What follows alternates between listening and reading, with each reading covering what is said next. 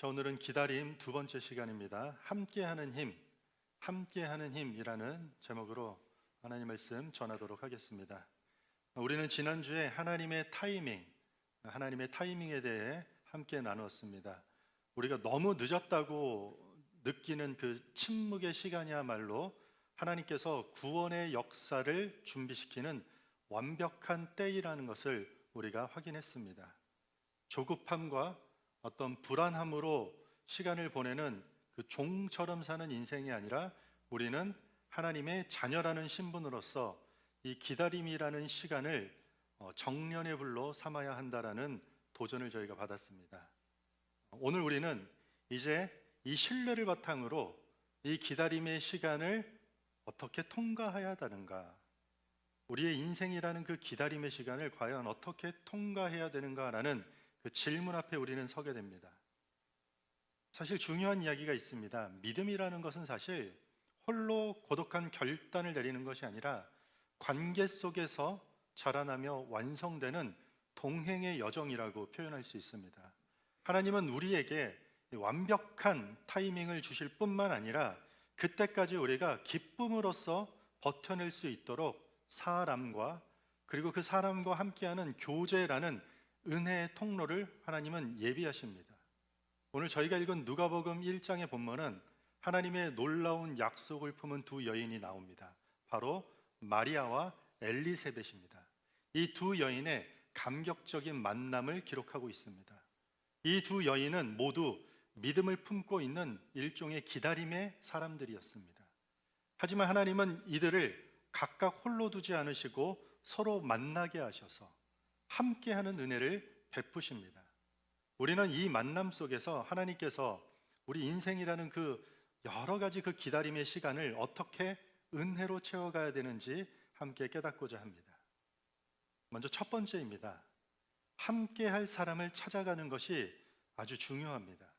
마리아는 이제 막 예수님을 잉태한 상태입니다.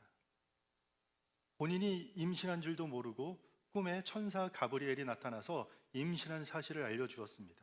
네가 아들을 낳을 것이니 그 이름을 예수라 하라.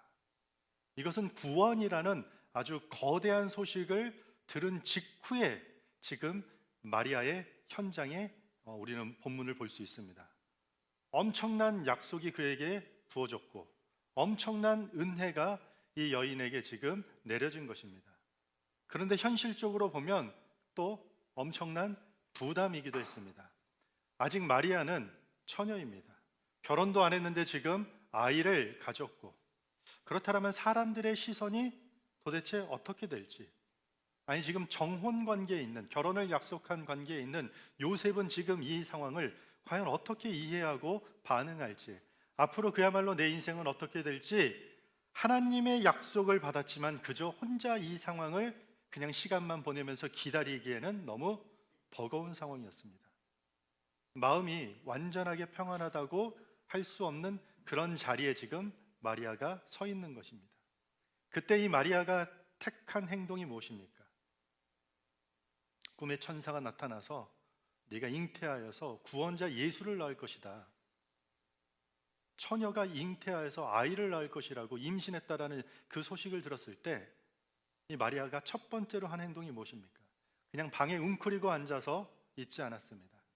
오늘 본문에 보면 그녀는 친척 엘리사벳을 찾아갑니다.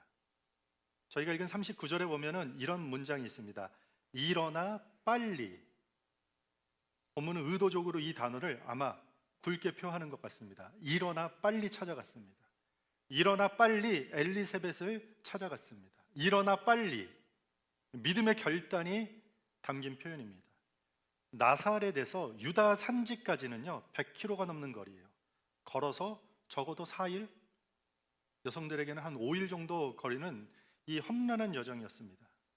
마리아는 지금 어떤 하나님의 구원의 약속이 떨어졌는데 문 잠그고 혼자 방에 숨는 선택이 아니라 일어나 빨리 엘리사벳을 찾아갔습니다. 하나님은 엘리사벳에게도 기적을 베푸셨습니다. 그녀는 나이가 많아서 아이를 가질 수 없는 상황에 아이를 갖게 되는 하나님의 은혜를 먼저 6개월 먼저 그 은혜를 경험하고 있었습니다. 천사 가브리엘은 이 사실을 지금 마리아에게 알려줬습니다. 마리아는 이 소식을 듣고 좀 더 생각해 보거나 아니면 상황이 안정되기를 미루지 않았습니다. 어떤 사람들의 시선과 반응을 계산하면서 시간을 보내지 않았습니다. 그저 일어나서 빨리 그 엘리사벳을 찾아갔습니다. 왜 엘리사벳을 찾아갔겠습니까? 천사가 알려준 대로 나보다 먼저 그 하나님께서 주신 그 기적과 놀라운 은혜를 경험한 그 엘리사벳을 찾아간 것입니다. 마리아는 하나님께서 예비해 두신 그 사람, 함께할 사람을 찾아 나선 것입니다. 마리아에게는 절실한 것이 있었습니다. 그것은 바로 누군가의 공감, 그리고 누군가의 인정이었습니다. 왜냐하면 마리아의 지금 임신은 세상의 기준으로 볼 때 오해와 비판을 피하기 힘들 하나의 스캔들이 그 동네 가운데 퍼지기 시작할 수도 있기 때문입니다. 마리아에게는 세상의 언어가 아니라 믿음의 언어로 함께 할 수 있는 사람이 절대적으로 필요한 상황에 놓이게 된 것입니다. 우리가 하나님의 타이밍이라는 그 기다리는 시간 속에서 우리의 연약함에 대해서 하나님은 너무 잘 아십니다. 그래서 우리는 때로는 흔들리고, 우리는 때로 그 기다림의 시간 속에서 의심하고, 때론 우리는 위로가 필요할 때 하나님께서 우리를 결코 홀로 두지 않으십니다. 하나님은 이미 앞서 엘리사벳에게도 기적을 베푸셔서 마리아의 상황을 비난하거나 조롱하지 않고 함께 그 일이 어떤 일인지 공감하고, 그리고 더불어 축복할 수 있는, 서로 통할 수 있는 그 이야기를 할 수 있는 사람을 준비해 두었다라는 뜻입니다. 하나님은 이처럼 우리 삶에 주변에 엘리사벳과 같은 사람들을 예비해 두셨습니다. 문제는 우리가 그러한 사람들, 그 믿음의 사람들을 찾아가느냐 하는 것입니다. 일어나 빨리 함께 그 믿음을 고백하고 그 신앙을 나눌 사람들을 우리가 찾아가느냐 하는 것입니다. 어떻습니까? 우리는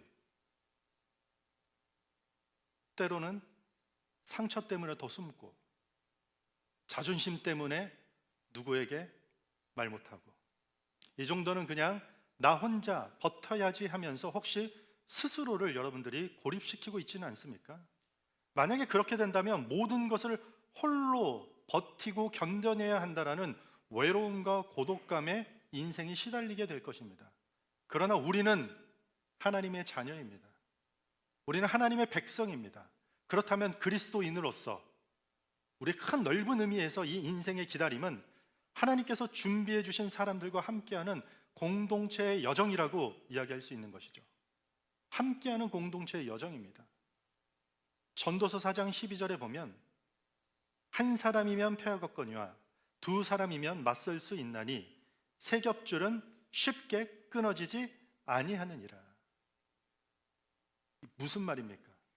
성경 곳곳에서는 이 연합과 협력이 고난 속에서 개인이 홀로 서 있는 것보다 훨씬 더 강력하고 견고한 힘을 발휘한다고 이야기합니다. 함께 할 사람을 하나님께서 이미 다 준비해 두셨습니다.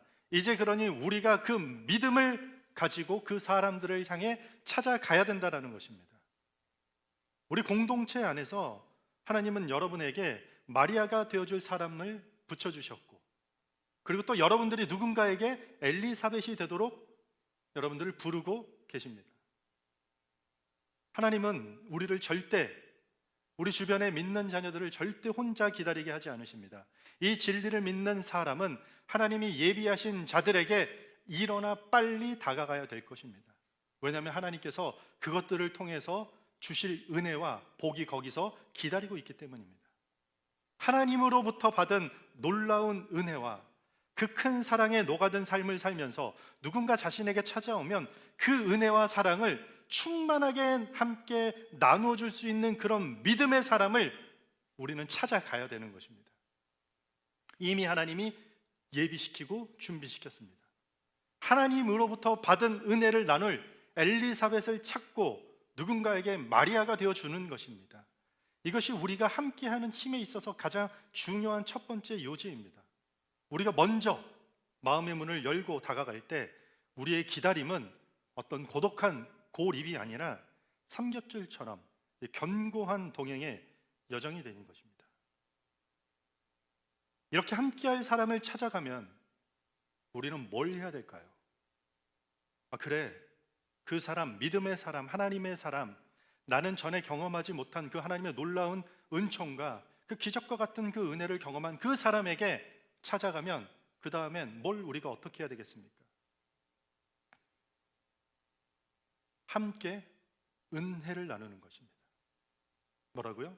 함께 은혜를 쉐어하는 것이요, 특별히 축복의 언어를 선포하는 것입니다. 마리아가 엘리사벳에게 가서 인사했을 때 엘리사벳의 뱃속에서 놀라운 반응이 일어납니다. 41절에 보면 엘리사벳이 마리아가 문안함을 들음에 엘리사벳의 아이가 복중에서 뛰노는지라 엘리사벳이 성령의 충만함을 받아. 여러분들, 그 마리아의 친척 엘리사벳이라는 이 여인의 복중, 태중의 아이가 누구입니까? 나중에 바로 세례 요한이 됩니다. 오실 메시아를 선포하는 세례 요한입니다. 이 아이가 태중에서 기쁨으로 띱니다. 한 여인의 뱃속에 세례 요한이 있고 한 여인의 뱃속에 마리아가 있습니다. 이 태중에 있는 세례 요한과 예수 그리스도가 이렇게 뱃속에서 엘리사벳과 마리아의 몸을 가지고 그 뱃속에서 만나게 된 것입니다. 성령의 충만함을 받아 태중의 아이가 기뻐 뛰면서 반응합니다. 주님의 임재 앞에 기쁨으로 뛰며 반응합니다. 아이뿐만 아닙니다. 엘리사벳은 어떻습니까? 성령 충만하여 마리아에게 축복을 마구마구 선포합니다. 42절 보면 큰 소리로 불러 이르되 여자 중에 네가 복이 있으며 네 태중의 아이도 복이 있도다.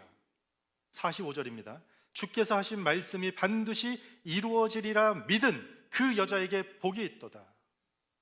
계속해서 축복을 선언해 줍니다.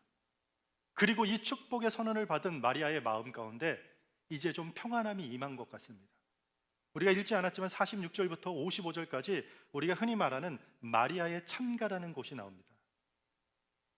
서론에 보면, 서두의 46, 47절에 보면 마리아가 이르되 내 영혼이 주를 찬양하며 내 마음이 하나님 내 주를 기뻐하였음은, 지금 마리아도 찬양하고 하나님을 경배하기 시작합니다. 은혜의 나눔이 어떤 그 감정의 환기가 아니라 하나님 중심의 신앙 고백임을 또렷하게 지금 해주고 있습니다. 그러니까 이 흐름을 잘 보시면은요, 마리아가 엘리사벳에게 찾아간 그 집안에서 기쁨과 축복과 찬양이 서로 주고받아지는 장면을 우리는 볼 수 있습니다. 태중의 요한은 몸으로 기쁨을 말하고 엘리사벳은 입술로 복을 선언하고 있고 마리아는 찬양으로 믿음으로 하나님을 고백하고 있는 것입니다. 이것이 바로 함께 은혜를 나누는 장면입니다. 함께 모였을 때 하나님의 은혜를 나누는 장면입니다. 기쁨을 표현하고 축복을 선언하고 하나님이 하신 일들을 함께 선포하고 신앙을 고백하는 그 은혜를 나누는 장면입니다. 우리는 기다림의 시간이 길어질수록 우리는 쉽게 이렇게 생각합니다. 내가 착각하고 있는 것 아닌가? 하나님이 정말 일하고 계실까? 지난주 말씀을 통해서 하나님의 타이밍이 분명히 있다라는 걸 말씀을 통해 주셨지만 과연 하나님의 타이밍이 내 인생 가운데 내가 정말 필요한 시간 가운데 오기나 할까? 이렇게 혼자서 흔들리기 쉽습니다. 그러나 마리아는 지금 다른 사람의 입술의 고백, 엘리사벳이죠, 성령 충만한 엘리사벳의 축복의 말을 통해 자기 안에서 시작된 일이, 이것이 기이하고 이것이 어떤 하나님의 계획과 상관없는 일이 아니라 진짜 하나님께로부터 온 일이라는 것을 다시 확인하게 된 것입니다. 마리아 속에 있던 그 연약한 믿음이 엘리사벳의 입술을 통해 굳게 이제 그 믿음이 다시 정립되면서 세워지면서 마리아 역시 찬양으로 믿음을 고백하게 되는 것입니다. 그리스도인들이 함께 할 때는요, 반드시 이러한 축복과 은혜를 나누어야만 됩니다. 우리가 함께 할 때는요, 뭐 여러 가지를 하겠지만 이 은혜를 나누는 일이 절대로 끊겨서는 안 됩니다. 단 두 분이 만나서라도 복을 선언하고 믿음으로 격려하고 하나님이 나에게 일하셨던 것들을 고백하면서 주의 이름으로 그 만남 가운데 은혜가 부어지기를 기대하는 마음으로 그 축복을 서로 선언하는 것입니다. 그냥 힘들다는 이야기만 서로 하다가 대회가 끝나고 다음에 봅시다라고 헤어지면 절대 안 됩니다. 학업, 취업, 자녀 교육, 사업, 취미 이야기 다 좋아요. 그런데 거기가 대화의 끝이면은 절대로 안 됩니다. 서로의 상황 속에서 하나님이 누구신지, 내 삶 속에 그 하나님이 무엇을 하셨는지, 하나님이 우리에게 무엇을 약속하셨는지 하나님의 은혜를 나눠야 되는 것입니다. 하나님이 우리 마음에 주신 약속과 소명과 비전이 있는데 시간이 지나면서 우리는 점점 흐릿해질 때가 있습니다. 왜 그렇죠? 기다리다 지친 것이에요. 함께할 사람도 없고 함께 하는데 서로 은혜를 나누지 않기 때문에 지치고 번아웃 되는 것입니다. 그때 하나님은 다른 사람들의 입술을 사용합니다. 맞아, 하나님은 너를 통해 네 가정과 네가 속한 교회와 그리고 네 직장과 연결된 모든 관계를 거룩하게 하실 거야. 우리는 그 하나님의 은혜를 이미 받았고 누리고 있어라고 확인시켜 주실 때가 있습니다. 우리도 그러한 입술의 도구로 쓰임받는 존재로 이미 기름 부음 받은 존재라는 것이에요. 근데 우리는 그 축복을 잘 선언하지 않아요.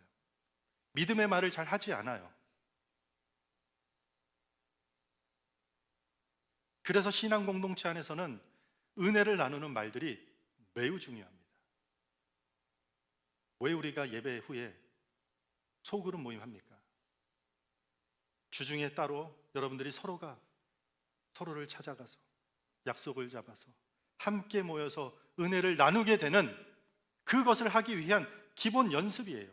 여기서 서로가 축복하며 기도하고 방금 전에 들은 예배와 기도와 이 시간에 하나님께서 주신 그 은혜를 나누는 연습과 실습을 하는 것이에요.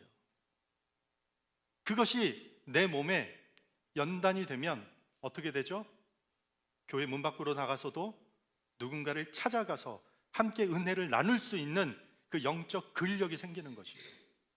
누군가 만났을 때 그 작은 틈을 타서 복음을 전하고 나에게 임한 하나님의 놀라운 이야기를 전할 수 있는 담대함도 우리에게 장착되는 것이죠. 그리고 그때 또 깨닫게 돼요. 그 오고 가는 대화 속에 하나님의 임재, 그 별 이야기 아니었던 대화가 였을 수도 있는데 그 은혜를 고백했더니 그 뭔가 관계의 신뢰와 풍성함이 맺어지는 그 일들, 하나님이 나와 함께 하시는구나, 하나님이 나에게 이것을 원하시는구나, 이걸 우리가 경험하게 되는 것입니다. 우리의 눈이 흐려져서 하나님의 약속을 의심할 때 신앙 공동체 우리 모두의 입술은 믿음의 언어로 우리를 향한 하나님의 약속을 우리는 계속해서 선포해야 합니다. 우리의 마음이 무너져 내릴 때 누군가의 축복의 선언이 우리가 하나님의 뜻 안에 있음을 재확인시켜 줄 수 있기 때문입니다. 믿음 안에 하나님께서 허락하신 공동체의 대화는요, 그런 사소한 이야기로 그치라고 하나님이 허락하신 기회가 아닙니다. 복에 복을 더하고 은혜의 은혜를 입혀서 흘러 보내게 하려는 하나님의 놀라운 계획이 우리의 함께하는 관계 속에 있기 때문입니다. 그래서 우리가 주고받는 말들이 서로의 믿음을 깎아먹는 도구가 되면 절대 안 되겠죠. 사람을 살리고 그 사람을 일으키고 다시 회복시키고 사명의 길을 걷도록 격려하는 축복의 도구가 되어야 하는 것입니다. 뭐가요? 우리의 선포하는 입술이요. 하나님은 우리를 서로의 믿음을 세워주는 입술로, 그 거룩한 입술로 우리를 부르고 계십니다. 엘리사벳의 축복의 언어가 바로 이 믿음을 확인시키는 확신의 언어였습니다. 그 기다림의 시간에 우리가 서로가 서로에게 해줘야 될 가장 중요한 일이 무엇입니까? 그것은 비난도 아니고 비교도 아니고 세상의 어떤 가치관들로 우리가 소통하는 것이 아닙니다. 하나님의 은혜와 상관없는 수다만 떠는 것이 아니라 믿음의 말, 축복의 말들로 함께 은혜를 나누는 것입니다. 왜냐하면 우리의 말은 단순히 감정을 나누는 수준을 넘어서 하나님의 약속을 선포하는 도구가 되기 때문입니다. 우리 모두는 왕 같은 제사장이고 하나님 나라의 존귀한 자녀로 부름받았기 때문입니다. 그래서 여러분들 만날 때마다 선포하셔야 됩니다. 집사님 안에서 시작한 하나님의 일을 저는 믿습니다. 제가 기도하겠습니다.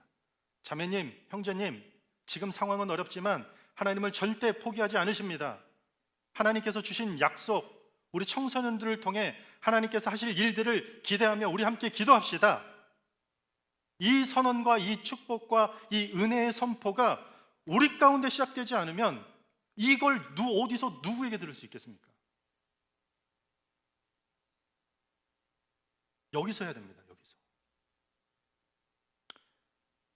잘하기 어렵지 않았던 걸 하려니까 놀리고 장난치고 이런 건 할 수 있는데 하려니 목사님 저는 교회 다닌 적도 별로 없고 그런 말 해본 적도 없습니다. 아니요.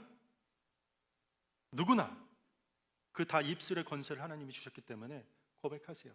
여러분들의 단어와 여러분들의 표현을 가지고 선언하십시오.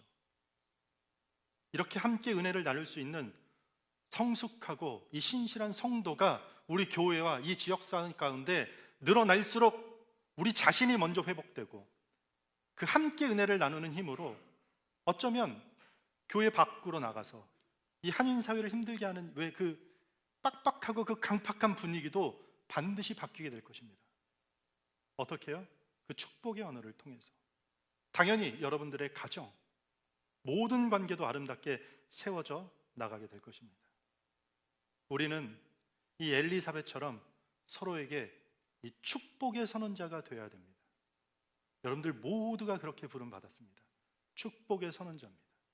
우리가 나누는 그 믿음의 말 한마디가 고독한 기다림 속에 있는 한 영혼에게 흔들리지 않는 그 확신을 심어주는 성령의 도구가 될 수 있습니다. 그러니 아끼지 마시고 축복과 은혜를 나누시기 바랍니다. 그리스도인에게 있어서 함께라는 말은 단순히 같이 있다라는 그 의미를 넘어서 은혜를 나누고 서로의 믿음을 다시 확인시켜주는 복된 관계라는 뜻이 담겨 있는 것입니다. 그래서 여러분들 예배를 통해서 소그룹 모임, 성경 공부, 우리 큐티 모임도 하잖아요. 오세요. 이번 주에 별로 안 모이신 것 같은데 그 버키틀람 인근에 있는 분들은 다 모이세요. 인생이라는 그 기다림의 여정 속에서 서로가 서로에게 축복의 언어로 믿음을 재확인시켜주는 그렇게 함께 은혜를 나누는 저희 모두가 되기를 소망합니다. 그런데 여러분, 성경은 오늘 본문은 이 은혜의 나눔이 말에서만 멈추는 것이 아니라 시간으로 이어졌음을 보여주고 있습니다. 함께하는 시간은요, 고난을 이기는 힘이 되기 때문입니다. 우리 56절 한번 읽어볼까요? 여러분들 화면을 보시고 읽습니다. 시작. 아멘. 물론 성경은 마리아가 엘리사벳의 집에 가서 석 달 동안, 3개월 동안의 모든 장면을 다 기록하고 있지는 않습니다. 하지만 우리가 이 성경의 흐름을 통해서 확인할 수 있는 것이 분명합니다. 엘리사벳이 축복하였고 태중의 아이 세례 요한이 태중에서 기쁨으로 뛰어올랐고 마리아의 찬가 안에는 말씀 묵상과 신앙 고백과 찬양과 기도로 빼곡하게 가득 차 있었습니다. 이 모든 은혜가 한 번의 만남과 단 한 번의 식사 시간의 대화로 지나간 것이 아니었어요. 3개월이라는 시간 동안 두 여인은 각자의 이야기를 나누며 간증했고 말씀을 떠올리며 하나님의 약속이라는 그 언약과 그리고 하나님의 역사를 묵상했고 함께 하나님을 찬양했고 함께 서로의 믿음을 격려하면서 기다림의 시간을 충분히 함께 보냈던 것입니다. 이 기간은 마리아에게 있어서 임신 초기라는 가장 불안정한 시기를 사랑과 돌봄 속에서 지나가게 해준 일종의 은혜의 시간이 되었죠. 하나님은 마리아를 먼저 이 엘리사벳과의 이 긴 3개월이라는 그 동행을 통해서 이후에 겪어야 될 고난을 버티게 하는 일종의 영적인 힘 그리고 정서적인 힘으로 채워주셨습니다. 3개월이 지나면 마리아는 다시 나사렛으로 돌아가야 됩니다. 이제 배가 제법 나온 배부른 처녀의 몸이 모든 사람들의 눈에 보이는 상태로 돌아갑니다. 사람들의 시선과 오해가 기다리고 있습니다. 정혼자 요셉, 그 혼란을 어떻게 대처해야 될지 모릅니다. 현실적인 어려움과 위험 속으로 다시 돌아가야 합니다. 이 모든 것을 마리아는 이제 감당해야 됩니다. 그때 마리아를 버티게 해준 것은 천사가 한낮 밤에 나와서 해줬던 그 한마디가 아니라 엘리사벳과 잠깐 앉아서 주고받았던 그 대화 몇 마디 전부가 아니었다라는 것이요. 하나님의 말씀과 더불어 엘리사벳과 함께 보낸 3개월의 시간이 마리아에게 큰 힘이 되었던 것입니다. 기다림은 보통 초조함과 불안함과 걱정으로 가장 큰 시간을 보내게 됩니다. 마리아 역시 혼자였다면 두려움과 불안 안에 갇혔을 것입니다. 그러나 함께 머물면서 이 석 달이라는 시간을 보낼 때 엘리사벳의 태중에서 기쁨이 뜨놀았던 것처럼 같은 상황도 두려움이 아닌 기쁨의 시간으로 바뀌는 영적 안정을 얻게 됐던 것입니다. 함께하는 시간은요, 두려움을 압도하고 하나님이 주시는 그 기쁨을 증폭시켜서 고난을 이기는 힘이 되는 것입니다. 여러분들 함께 시간을 보낼 때 경험해 보지 않았습니까? 예수님께서도 제자들을 부르신 이유 중 3가지 중에 첫 번째 이유가 뭐죠? 자기와 함께 있으려고 불렀다라는 거죠. 제자들과 함께 있으려고 불렀어요. 3년이라는 시간 동안 충분히 그 제자들에게 영적으로 정서적으로 그 힘과 위로를 공급하기 위해 했던 시간이라는 것입니다. 왜냐하면 3년이라는 시간이 지나면 그들은 다시 싸워야 될 고난의 길, 다시 하나님께서 주실 그 은혜를 기대하며 사모해야 된 삶의 현장 속으로 들어가야 되기 때문이었습니다. 하나님은 우리의 기다림이 혼자만의 방이 아니라 함께 머무는 집으로 바꾸십니다.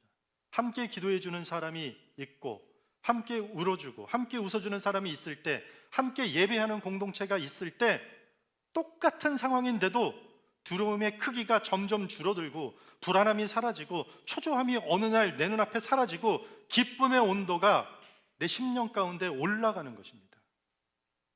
우리 디렉션 공동체는 이 석 달의 시간과 공간으로 대체되는 존재가 되어야 되는 것입니다. 누군가의 외로운 기다림 속에 힘내세요, 한마디, 기도하겠습니다, 이 한마디로 멈추지 않길 바랍니다. 마리아에게 엘리사벳이 함께 해주었듯이 시간을 함께 내주고 공간을 내어 함께하고 함께 울고 함께 기도해주는 동행을 우리끼리 서로 선물하는 것입니다. 이 동행 속에서 두려움이 줄고 기쁨이 커지고 우리가 기다리는 그 하나님의 타이밍을 기쁨으로 기다리게 하는 힘이 채워지는 것입니다. 시간이 안 간다, 인생이 무의미하다, 지루하다, 괴롭다, 뭐 하나 되는 일 없다, 이런 불만들이 어느덧 사라지는 것이요. 날마다 하루가 새로워지고 힘든 것 같지만 하나님께서 날마다 채워주시는, 공급하시는 그 힘을 비로소 거기서 얻게 되는 것이에요. 언제요? 충분히 함께 할 때. 너무 여러분들 이 타임이 저는 중요합니다, 목사님. 이해하죠, 존중합니다. 그런데 혼자만의 시간만 너무 지나치게 오래 보내면요, 위험합니다. 정서적으로도 위험하지만 영적으로 아주 위험한 자리에 서게 되는 것입니다. 이번 주 믿음의 한 사람을 찾아가시기 바랍니다. 이번 한 주 여러분들 한 문장의 축복을 누군가에게 선포하고 그 은혜를 나누시기 바랍니다. 이번 한 주만이라도 여러분들 누군가와 1시간 이상 시간을 보내시기 바랍니다. 말씀을 맺겠습니다. 모든 일에는 적합한 때가 있습니다. 가장 완벽한 하나님의 타이밍이 분명히 있습니다. 그런데 그 하나님의 타이밍을 기다리는 그리스도인의 삶은 결코 고독한 외톨이의 시간이 아닙니다.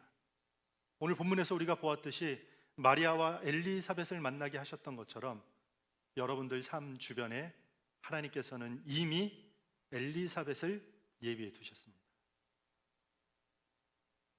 일어나 빨리 찾아가시면 됩니다. 함께 할 사람을 찾아 다가가십시오. 하나님이 예비하신 동역자에게 먼저 손을 내밀고 은혜의 문을 여는 그 순종의 마리아의 모습이 우리 삶 가운데 적용되길 바랍니다. 그리고 함께 은혜를 나누십시오. 하나님은 분명히 각 사람의 서로의 입술을 통해 불평이 아닌 그 믿음의 언어, 축복의 언어를 선포하며 우리의 믿음을 재확인시키실 것입니다. 마지막으로 함께 시간을 내어 누군가와 동행하십시오.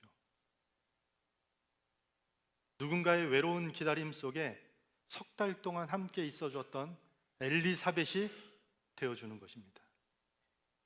두려움은 줄고 기쁨이 커져서 그 고난을 이기는 힘이 되는 영적 안정을 선물하는 것입니다. 함께 할 때, 시간을 함께 보내고 공간을 내어서 함께 보낼 때 그 모든 은혜가 서로에게 부어지는 하나님의 계획이 있는 것입니다. 우리가 함께 손잡고 이 기다림의 길을 걸어갈 때 우리의 연약함은 사라지고 하나님이 함께 하시는 그 삼겹줄의 강력한 힘을 경험하게 될 것입니다. 우리가 잘 아는 영국의 작가 C.S. 루이스는 네 가지 사랑이라는 책에서 이런 글을 남겼습니다. 우리는 함께하는 사람의 눈을 통해서 비로소 우리가 보지 못하는 그리스도의 모습을 보게 될 것이다. 우리는 함께하는 사람의 눈을 통해서 비로소 우리가 평소에 보지 못했던 그 그리스도의 하나님의 모습을 보게 된다는 것입니다. 예수님께서도 이야기하셨죠. 가장 연약한 자, 가장 작은 자에게 한 것이 나에게 한 것이니라. 그 함께함을 통해서 그리스도의 모습을 우리는 발견하고 하나님의 형상을 우리는 비로소 바라보고 마주하게 되는 것입니다. 우리가 함께할 때 더 큰 하나님을 보게 될 것이라고 믿습니다. 그러므로 함께할 사람을 찾아가고 축복의 말로 은혜를 함께 나누며 또 시간과 삶을 함께하면서 우리 안에 자주 찾아오는 그 불안과 두려움이 평안과 기쁨으로 변화되는 그 함께하는 힘으로 살아가는 교회, 그 함께하는 힘으로 한 주를 넉넉히 이겨내고 충만해 줄 수 있는 삶을 사는 성도 되시기를 주님의 이름으로 축원합니다.